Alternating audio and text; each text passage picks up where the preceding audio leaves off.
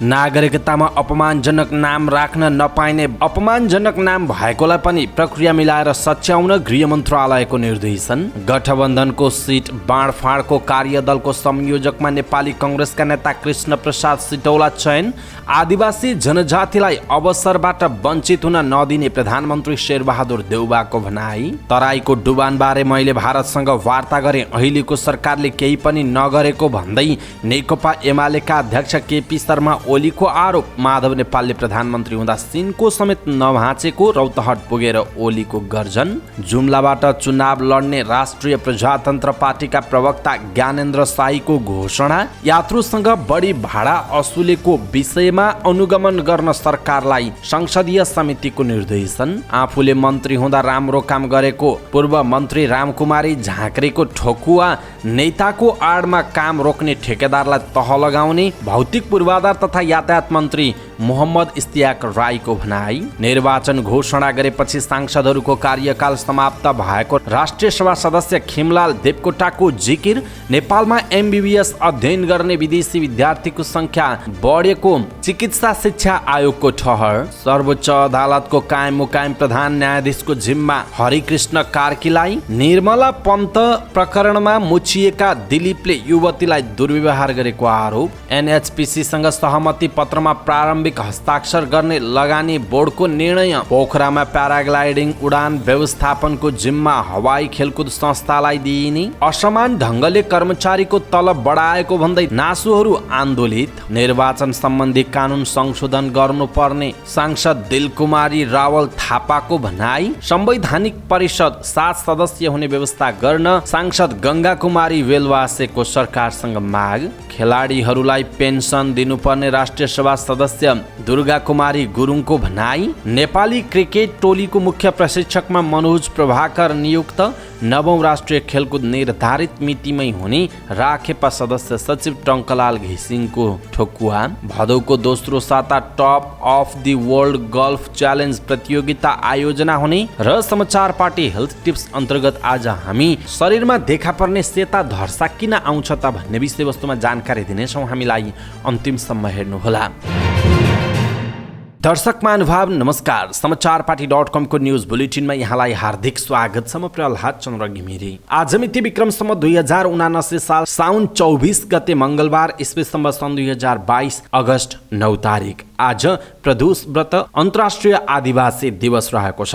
यहाँहरू सम्पूर्णलाई आदिवासी दिवसको हार्दिक मङ्गलमय शुभकामना। सदाको झैं आज पनि हामी उपस्थित भएका छौँ। आजका महत्त्वपूर्ण समाचार ब्रेकिङ न्यूज अपडेटहरू दिनभर कहाँ के हुँदैछ सम्पूर्ण जानकारी सहित तपाईँलाई काम लाग्ने हेर्नै पर्ने महत्त्वपूर्ण खबरहरू लिएर उपस्थित भएका छौँ। हामीलाई अन्तिमसम्म हेर्नुहोला। हाम्रो मेहनतका लागि यो भिडियोमा एउटा लाइक अवश्य गर्नुहोला। दर्शक महानुभाव पलपलको न्युज अपडेटका लागि तपाईँले अहिलेसम्म हामीलाई सब्सक्राइब गर्नु भएको छैन भने कृपया सब्सक्राइब गर्नुहोस् अनि नजिकै आउने बेल आइकनलाई क्लिक गर्नुहोला। दैनिक रूपमा हेर्नुहुन्छ भने रेगुलर भनेर लेख्नुहोला। आज पहिलोचोटि हेर्दै हुनुहुन्छ भने फर्स्ट टाइम भनेर लेखिदिनुहोला। दर्शक महानुभाव देशभित्र हुनुहुन्छ भने आफू रहेको गाउँठाउँ सहर जिल्लाको नाम लेख्नुहोला। विदेशमा हुनुहुन्छ भने कुन देशबाट हेरिरहनु भएको छ त्यो कुरा तलको कमेन्ट बक्समा कमेन्ट गर्नुहोला। आउनुहोस् दर्शक महानुभाव आजका महत्त्वपूर्ण समाचारहरू सुरु गरौँ नागरिकतामा अपमानजनक नाम राख्न नपाइने प्रसङ्गबाट। सरकारले नाम र थरमा अपमानजनक शब्द प्रयोग गरेर नागरिकताको प्रमाणपत्र जारी नगर्ने भएको छ। त्यस्तै यसअघि अपमानजनक शब्द प्रयोग गरी जारी भएका नागरिकताको प्रमाणपत्रमा सम्बन्धित व्यक्तिले सच्याउन माग गरी प्रक्रिया पुर्याएर सच्याउन दिने पनि बताइएको छ। गृह मन्त्रालयका प्रवक्ता सहसचिव फणेन्द्रमणि पोखरेलले विज्ञप्ति जारी गरी नाम र थरमा अपमानजनक शब्द राखी नागरिकता प्रमाणपत्र जारी भएको विषयमा ध्यानाकर्षण भएको बताउनुभयो। उहाँले अबदेखि नाम र थरमा अपमानजनक शब्द राखेर नागरिकता प्रमाणपत्र जारी नगर्ने व्यवस्था मिलाइएको पनि बताउनुभयो। पहिले नै अपमानजनक शब्द राखेर नागरिकता प्रमाणपत्र जारी भएको भई सम्बन्धित व्यक्तिलाई सच्याउन दिने व्यवस्था पनि मिलाइएको पोखरेलले जानकारी दिनुभएको छ। सत्तारूढ गठबन्धनको चुनावी तालमेलका लागि सिट बाँडफाँडका विषयमा प्रस्ताव तयार गर्न गठित कार्यदलको संयोजकमा नेपाली कङ्ग्रेसका पूर्व महामन्त्री कृष्ण प्रसाद सिटौला चयन हुनुभएको छ। प्रधानमन्त्री निवास बालुवाटारमा बसेको कार्यदलको पहिलो बैठकले सो कार्यदलको संयोजन गर्ने जिम्मेवारी कङ्ग्रेसका पूर्व महामन्त्री सिटौलालाई दिने निर्णय गरेको हो। कार्यदलको बैठकको संयोजन गर्ने जिम्मेवारी सिटौलालाई दिने निर्णय गरिएको कङ्ग्रेसका नेता समेत रहनुभएका सञ्चार तथा सूचना प्रविधि मन्त्री ज्ञानेन्द्र बहादुर कार्कीले जानकारी दिनुभयो। प्रधानमन्त्री एवं नेपाली कङ्ग्रेसका सभापति शेरबहादुर देउवाले सरकारले आदिवासी जनजातिको हितका लागि धेरै महत्त्वपूर्ण काम गर्दै आएको बताउनु भएको छ। 28औं विश्व आदिवासी दिवसको अवसरमा काठमाडौँमा आयोजित एक कार्यक्रममा बोल्दै प्रधानमन्त्री देउवाले संविधानमा उल्लेख भए अनुसार उनीहरूको हक अधिकार र सुविधा दिलाउने कार्यमा पनि सरकार सदैव क्रियाशील रहेको बताउनुभयो। आदिवासी जनजातिहरूको पहिचान गर्ने र उनीहरूको भाषा, कला र संस्कृतिको संरक्षण र सम्वर्धन गर्नका लागि आफू नेतृत्वको विगतमा बनेको सरकारले नै आदिवासी जनजाति उत्थान राष्ट्रिय प्रतिष्ठान स्थापना गरेको उहाँले बताउनु भएको छ। त्यस अवसरमा प्रधानमन्त्री देउवाले आदिवासी जनजातिहरूलाई राज्यको कुनै पनि अवसर बाट वञ्चित हुन नदिन सम्बन्धित सबै पक्षले मिलेर काम गर्न आवश्यक रहेको पनि बताउनुभयो। नेकपा एमालेका अध्यक्ष केपी शर्मा ओलीले तराई मधेसमा हुने डुबान समस्या समाधानका लागि आफूले भारतसँग कुरा गरेको तर अहिलेको सरकारले केही गर्न नसकेको बताउनुभयो। आफूले भारतसँग कुरा गरेपछि दुई देशको संयुक्त टोलीले निरीक्षण गरेको भन्दै ओलीले रौतहटमा भएको कार्यक्रममा भन्नुभयो, गौरको डुबानको समस्या मैले देखेको छु। यहाँको यो समस्या समाधानका लागि मैले भारतका प्रधानमन्त्रीसँग वार्ता गरेको छु। दुई देशको संयुक्त टोली यहाँ आएर निरीक्षण पनि गरेको छ, उहाँको भनाइरहेको छ। सीमा क्षेत्रमा भारतले जमिन उकासेर पक्की सडक बनाएका कारण पानीको निकास बन्द भएर सीमा क्षेत्रमा नेपालको भूमि वर्षेनी डुबानमा पर्ने गरेको छ। यसैबीच नेकपा एमालेका अध्यक्ष केपी शर्मा ओलीले रौतहटबाटै चुनाव जितेका र प्रधानमन्त्री समेत भएका माधव कुमार नेपालले जिल्लाको विकासका लागि सिनको पनि नभाँचेको आरोप लगाउनुभयो। रौतहटमा गौरमा भएको पार्टी प्रवेश कार्यक्रमलाई सम्बोधन गर्दै ओलीले भन्नुभएको छ, तपाईहरूलाई थाहा छ अरूले 20-25 वर्षमा गर्न नसकेको काम नेकपा एमालेले 3 वर्षमा गरेर देखायो, तर माधव कुमार नेपालले 21 महिना प्रधानमन्त्री हुँदा सिनको पनि भाँचेनन्, उहाँको भनाइरहेको छ। प्रभु शाह रघुवीर महासेठले रौतहटमा मात्र नभई तराई मधेस क्षेत्रमा धेरै काम गरेको र योजना ल्याएको उहाँले बताउनु भएको छ। उहाँले तराई मधेसको विकास गर्न र देशलाई समृद्ध बनाउने एमालेले अबको चुनाव जित्नुपर्ने पनि बताउनु भएको छ। राष्ट्रिय प्रजातन्त्र पार्टीका प्रवक्ता ज्ञानेन्द्र शाहीले प्रतिनिधि सभा निर्वाचनमा जुम्लाबाट चुनाव लड्नुहुने भएको छ। काठमाडौँमा एक कार्यक्रम गरेर शाहीले जुम्लाबाट उम्मेदवारी दिने घोषणा गर्नुभएको हो।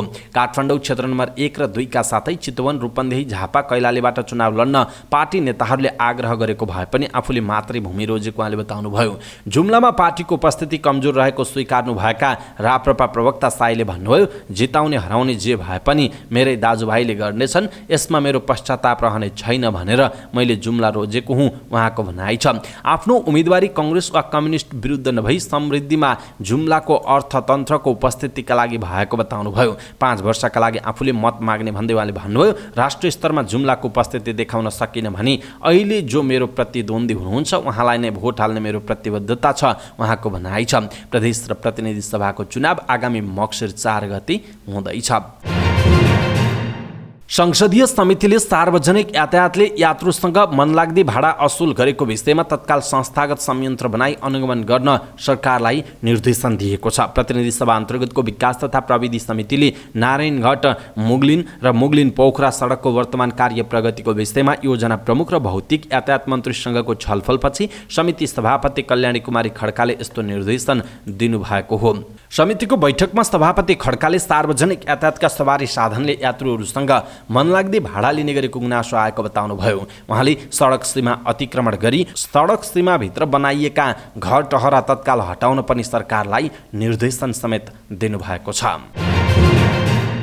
नेकपा एकीकृत समाजवादीकी सचिव रामकुमारी झाँक्रीले आफू सहरी विकास मन्त्री हुँदा पुँजीगत खर्चमा उल्लेख्य प्रगति गरेको दावी गर्नुभयो। काठमाडौँमा पत्रकार सम्मेलन गर्दै पूर्व मन्त्री झाँक्रीले आफू मन्त्री रहँदा योजनाबद्ध रूपमा काम गरेको र अन्य विकास मन्त्रालयको तुलनामा पुँजीगत खर्चमा उल्लेख्य प्रगति गरेको दावी गर्नुभयो। उहाँले आफ्नो कार्यकालमा शहरी विकास मन्त्रालयको टिमले हरेक आयोजना कार्यान्वयनको विषयमा योजना बनाएर काम गरेको बताउनुभयो। झाँक्रीले शहरी विकास मन्त्री हुँदा विकास निर्माण सम्बन्धी महत्त्वपूर्ण नीतिहरू परिमार्जन गर्ने, आयोजनाको विश्लेषण गरेर मात्र हरेक आयोजनाको तयारी गर्दा आयोजनाको सम्भाव्यता अध्ययनमा विशेष जोड दिएको बताउनुभयो। उहाँले अहिले पनि आयोजनाले पार्ने प्रभावको विश्लेषण गरेर मात्र हरेक आयोजनाको तयारी गर्नुपर्ने बताउनुभयो। झाँक्रीले नीतिगत तहमा अनियमितता रोक्नका लागि समिति बनाएर प्रतिवेदन तयार पारेको पनि उल्लेख गर्नुभएको छ। भौतिक पूर्वाधार तथा यातायात मन्त्री मोहम्मद इस्तियाक राईले नेताको नाम लिएर विकास निर्माणमा व्यथिति निम्त्याउने ठेकेदारहरूलाई तह लगाउने चेतावनी दिनुभएको छ।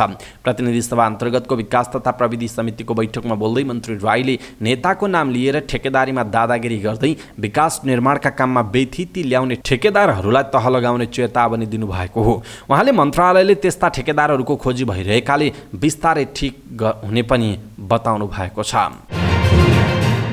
राष्ट्रिय सभा सदस्य खेमलाल देवकोटाले प्रतिनिधि सभाको बैठक राखेर राज्यको दोहन गरिएको बताउनुभयो। राष्ट्रिय सभाको बैठकमा विशेष समयमा बोल्दै उहाँले सरकारले प्रतिनिधि सभा र प्रदेश सभाको निर्वाचन घोषणा गरेपछि सांसदहरूको कार्यकाल समाप्त भएको बताउनुभयो। उहाँले कार्यकाल समाप्त भएका सांसदहरूको नाममा बैठक राखेर राज्यको दोहन नगर्न आग्रह गर्नुभयो। संविधानले सभामुख र उपसभामुखको पद अर्को निर्वाचनको उम्मेदवारी दाखिला गर्ने अघिल्लो दिनसम्म मात्र कायम रहने उल्लेख गरेको भन्दै उहाँले संविधान अनुसार सभामुख र उपसभामुख भएका सांसदहरूको कार्यकाल समाप्त भयो भनेर बुझ्नुपर्ने बताउनुभयो।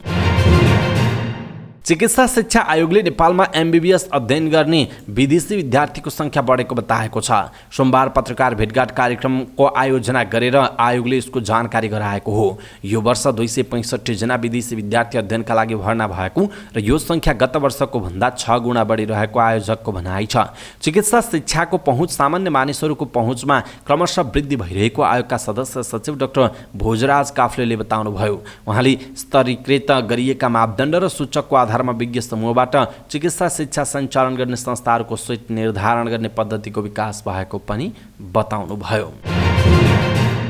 कायम मुकायम प्रधान न्यायाधीश दीपक कुमार कार्की विदामा बसेपछि सर्वोच्च अदालतका वरिष्ठतम न्यायाधीश हरिकृष्ण कार्कीले कायम मुकायम प्रधान न्यायाधीशको रूपमा कामकाज गर्न थाल्नु भएको छ। आइतबारदेखि नै कायम मुकायम प्रधान न्यायाधीशको रूपमा उहाँले काम गरिरहनु भएको छ। कायम मुकायम ज्यूले कोरोना संक्रमणका कारण बिदा लिनुभयो, त्यसैले उहाँ अदालत आउन मिलेन। सर्वोच्च अदालत स्रोतले भनेको छ उहाँ बिदामा बसेपछि हरिकृष्ण कार्कीले जिम्मेवारी सम्हाल्नु भएको हो भनिएको छ। 4 वर्ष अघि कञ्चनपुरमा निर्मला पन्त घर नजिकैको उखुबारीमा बलात्कारपछि हत्या गरिएको अवस्थामा फेला परेकी थिइन्।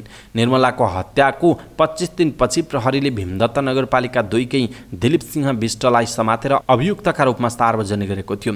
त्यसको 2 दिनपछि भदौ 26मा जिल्ला अदालतले उनको संलग्नता पुष्टि गर्ने ठोस प्रमाण नभएको र डीएनए समेत म्याच नभएको भन्दै साधारण तारिखमा रिहा गर्न आदेश दिएको थियो। त्यसपछि उनी छुटेका थिए।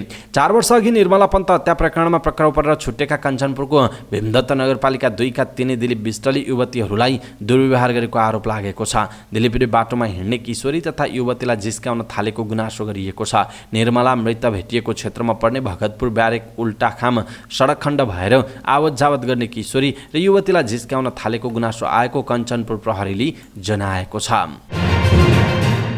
लगानी बोर्डले पश्चिम सेती तथा सेती नदी जलविद्युत परियोजनाको विकासको सन्दर्भमा एनएचपीसी लिमिटेडसँग सहमति पत्रमा प्रारम्भिक हस्ताक्षर गर्ने निर्णय गरेको छ।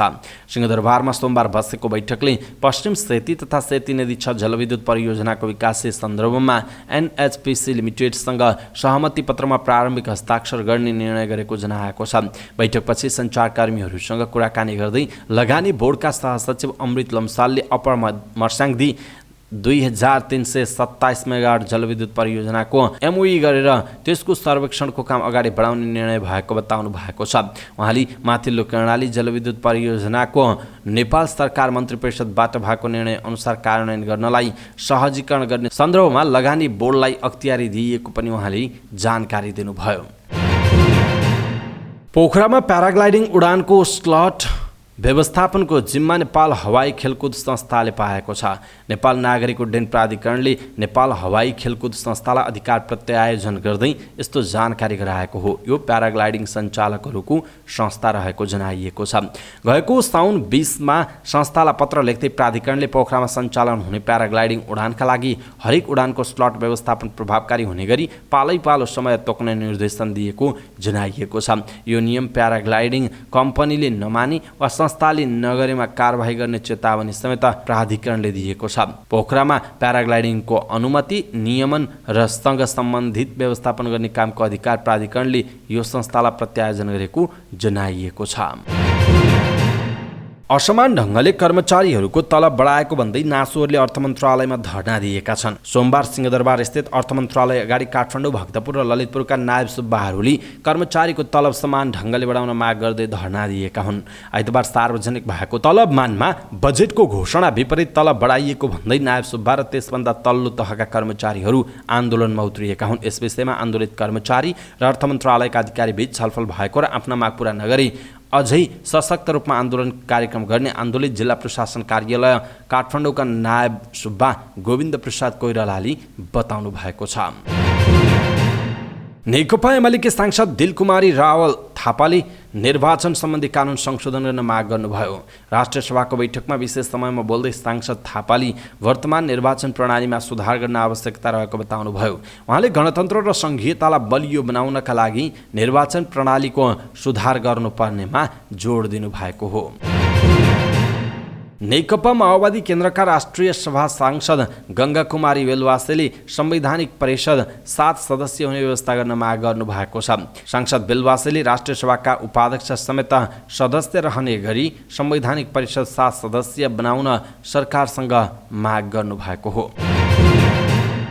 सत्तारूढ दल नेपाली कङ्ग्रेसका राष्ट्रिय सभाकी सांसद दुर्गा कुमारी गुरुङले खेलाडीहरूलाई पनि पेन्सन दिने व्यवस्था मिलाउन सरकारसँग माग गर्नुभएको छ। राष्ट्रिय सभाको बैठकमा विशेष समय लिएर बोल्दै सांसद गुरुङले उमेर हदको व्यवस्था गरी राष्ट्रिय तथा अन्तर्राष्ट्रिय क्षेत्रमा सम्मान पाएका खेलाडीहरूलाई, शिक्षक कर्मचारीहरूलाई जस्तै पेन्सन दिने व्यवस्था गर्न सरकारसँग माग गर्नुभएको छ।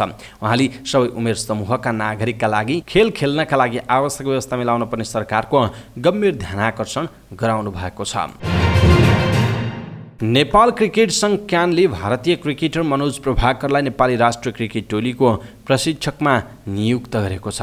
क्यानले प्रेस विज्ञप्ति जारी गरी नेपाली राष्ट्रिय क्रिकेट टोलीको मुख्य प्रशिक्षकमा भारतीय क्रिकेटर मनोज प्रभाकरलाई नियुक्त गरेको जानकारी दिएको छ। पूर्व प्रशिक्षक प्रबुद्धु दासा नायकले कार्यकाललाई 7 महिनामा टुङ्ग्याएपछि क्यानले नयाँ प्रशिक्षक खोजिरहेको थियो। नेपाली टोलीको प्रशिक्षकमा नियुक्त भएका प्रभाकरले भारतीय टिमबाट 39 टेस्ट र 130 एक दिवसीय अन्तर्राष्ट्रिय क्रिकेट खेलेको उल्लेख गरिएको छ। राष्ट्रिय खेलकुद परिषद राखेपाका सदस्य सचिव टङ्गलाल घिसिङले नवौं राष्ट्रिय खेलकुद प्रतियोगिता समयमै हुनेमा कुनै दुविधा नरहेको बताउनुभयो। सदस्य सचिव घिसिङले मन्त्री परिषदले मिति तय गरे बमोजिम राखेपा तयारीमा जुटिसकेको उल्लेख गर्दै गण्डकी प्रदेशवासीलाई समेत आफ्नो अपनत्व ग्रहण गर्ने गरी तयारीमा लाग्न आग्रह समेत गर्नुभएको छ। नेपाल खेलकुद पत्रकार मञ्च गण्डकीले पोखरामा आयोजना गरेको पत्रकार सम्मेलनमा बोल्दै उहाँले 13औं साग सम्पन्न भइसकेको र छिट्टी टुङ्गोमा पुर्याउने विश्वास समेत व्यक्त गर्नुभयो। उहाँले असोज 28 गतेदेखि कार्तिक 3 गतेसम्म राष्ट्रिय चाडको रूपमा रहेको प्रतियोगितामा 36 खेलका 407 इभेन्टमा खेल हुने जानकारी दिनुभएको छ। विश्वको सबैभन्दा उचाइमा रहेको गल्फ कोर्स लोमान्थाङमा भदौ दोस्रो साता top of the world golf challenge प्रतियोगिता आयोजना हुन भएको छ। मुस्ताङको लोमाङथाङमा 4635 मिटर उचाइमा निर्माण गरिएको गल्फ कोर्समा भदौ 11 गते प्रतियोगिता आयोजना हुन लागेको छ। उच्च स्थानको गल्फ कोर्स भए पनि पहिचान पाउन भने बाँकी छ। लोमान्थाङ युवा क्लब र लोमान्थाङ गाउँपालिकाको संयुक्त आयोजनामा मुस्ताङ गल्फ कोर्समा top of the world golf challenge प्रतियोगिता आयोजना हुन लागेको बताइएको छ। प्रतियोगितामा काठमाडौँ र पोखराबाट गरी 24 पुरुष र 4 महिला खेलाडीको सहभागिता रहने अनुमान गरिएको छ। प्रतियोगिता 3x4 स्टेबल फोर्ड फर्म्याटमा कुल 9 होलमा खेलाइने जनाइएको छ। समाचार पार्टी न्यूज बुलेटिनमा पालो भएको छ समाचार पार्टी हेल्थ टिप्स। आजको समाचार पार्टी हेल्थ टिप्समा हामीले किन आउँछ शरीरमा सेतो धर्सा भन्ने विषयवस्तुमा केही जानकारी दिनेछौँ। हामीलाई अन्तिमसम्म हेर्नुहोला। अधिकांश महिलाको शरीरमा विभिन्न भागमा सेता धर्सा देखिन्छ। पेट, हिप, पिँडौला, स्तन आसपासको छालामा सेतो धर्सा बाक्लै हुन्छन्। छालामा आउने यस्ता सेता धर्साका कारण युवतीहरू बढी चिन्तित बन्ने गरेको पाइन्छ। शरीरका केही भाग खाली देखिने गरी साडी, ब्लाउज लगायत खुल्ला कपडा लगाउँदा सेता धर्साहरू दुनियाँको नजरमा पर्दछन्। सेता धर्साकै कारण युवतीहरू सौन्दर्यमा आँच आएको महसुस गर्छन्। आखिर के हुन् त यी सेता धर्सा अनि किन आउँछन्? छाला रोग चिकित्सकहरूले भनेका छन् सेतो धर्सा भनेको शरीरका विभिन्न भागमा छालामा देखिने सेता धर्सालाई स्ट्रेच मार्क्सको नामले चिनिन्छ। यसलाई मेडिकल भाषामा स्ट्रिया भनिन्छ। नाइटो मुनिको भाग, तिघ्रा, पाखुरा, हिप, स्तनको वरिपरिका छालामा यस्तो धर्सा देखिन्छन्। कतिपय राता धर्साहरू देखिने गरे पनि अधिकांशमा सेता धर्सा नै देखिन्छ। यो समस्या धेरैजसो महिलामा देखिने गरेको भए पनि पुरुषमा पनि नदेखिने भने होइन। 70% महिलामा देखिन्छ भने पुरुषमा 30% देखिने गरेको बताइएको छ। शरीरमा सेता धर्सा आउने कारण विभिन्न छन्। केही रोगका कारण पनि यस्ता धर्सा आउने गरेको पाइन्छ, तर अधिकांशमा आउने कारण एउटै हो। त्यो हो छोटो समयमा शरीर अत्याधिक मोटाउनु र छोटो समयमै मोटोपन घट्नु। बच्चा जन्माइसकेका महिलाको शरीरमा सेता धर्सा बढी देखिनुको प्रमुख कारण यही हो। बच्चा पेटमा हुँदा शरीर अत्याधिक मोटाउने र छाला तन्किने गर्दछ। बच्चा जन्मिसकेपछि तन्किएको छाला 81 खुम्चिन पुग्छ। यस बीचमा छालामा सेता धर्सा बनिसकेको हुन्छन्। अत्याधिक तानिँदा छालाको भित्री भागका रेसाहरू फाट्न पुग्दछन्। यति बेला छालाको माथिल्लो तह पातलो बनेको हुन्छ भने भित्री तह फाटेको हुन्छ। त्यति नै बेला सेता धर्साहरू आउँछन्। यस्तो बेला छाला धेरै कन्याउँदा धर्साहरू झनै धेरै देखिन सक्छन्। त्यसो त स्ट्रेच मार्क्स हुनु अघि कुनै पनि लक्षण देखिँदैन। यस्तो समस्या आउन नदिन पूर्व ज्ञान लिएर विशेष अवस्थामा सचेत हुनै पर्ने हुन्छ। व्यायाम र खानपिनमा ध्यान दिँदै शरीर सन्तुलित बनाउने नै हो। बेलैमा सचेत भए सेता धर्साहरूको समस्या निम्त्याउँदैन। त्यसो त यस्ता सेता धर्सा कुनै रोग भने होइन। शारीरिक स्वास्थ्यमा यसले कुनै असर पुर्याउँदैन, तर सौन्दर्यका लागि भने यो घातक देखिन्छ। विभिन्न मोइस्चराइजरको प्रयोगले यस्ता धर्सा मेटाउने गरिन्छ। लेजर गरेर पनि हटाउन सक्ने बताइएको छ। दर्शक महानुभाव, आज हामीले किन आउँछ शरीरमा सेतो धर्सा भन्ने विषयवस्तुमा केही जानकारी दियौँ। कस्तो लाग्यो आफ्नो धारणा तलको कमेन्ट बक्समा कमेन्ट गर्नुहोला। सबै नेपालीहरू माझ यो भिडियोलाई पुर्याउनका लागि आफ्नो फेसबुक, ट्विटर लगायतका सामाजिक सञ्जालमा सेयर गर्न नबिर्सिनुहोला। हवस् त दर्शक महानुभाव, आजका महत्त्वपूर्ण समाचार, ब्रेकिङ न्युज अपडेटहरू यति नै। हामीले प्रस्तुत गरेका समाचारहरूप्रति तपाईँको धारणा के छ? आफ्नो धारणा तलको कमेन्ट बक्समा कमेन्ट गर्नुहोला। हाम्रो मेहनतका लागि यो भिडियोमा एउटा सानो लाइक अवश्य गर्नुहोला। दर्शक महानुभाव, पलपलको न्युज अपडेटका लागि हाम्रो च्यानललाई सब्स्क्राइब गर्नुहोस् अनि नजिकै आउने बेल आइकनलाई क्लिक गर्नुहोला। पलपलको न्युज अपडेटका साथ फेरि हाम्रो भेट हुनेछ। तपाईँ समाचार पार्टी हेर्दै गर्नुहोस्। नमस्कार।